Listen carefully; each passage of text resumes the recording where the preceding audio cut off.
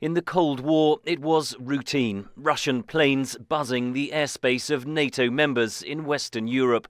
The report from the Henry Jackson Society, a pro-democracy think tank, details the extent to which Moscow has revived the tactic.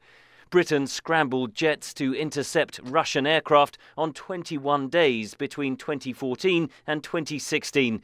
Other NATO forces in Europe, seen here practicing a so-called Quick Reaction Alert or QRA mission, scrambled jets close to 800 times in 2016. Those peaks roughly overlap with tensions or periods of increased tension.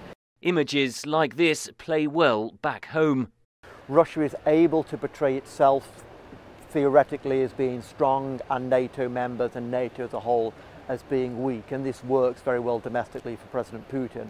But the flights also allow Russia to harvest intelligence. On channels of communication between NATO member states, it's able to gain information on the abilities of the Royal Navy captains and the Royal Air Force pilots. It's able to gain information on our early warning system, for example. The cat and mouse game is not only in the skies of Europe. Russian naval activity has also increased, especially around the Scottish base of Britain's nuclear-armed submarine fleet.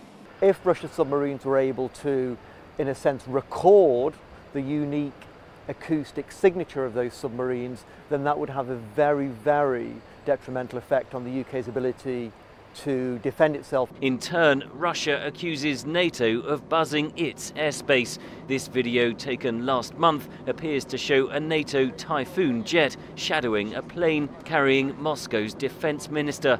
The report calls for improved communication and clearer rules of engagement between Western European powers and Moscow to avert potentially dangerous incidents.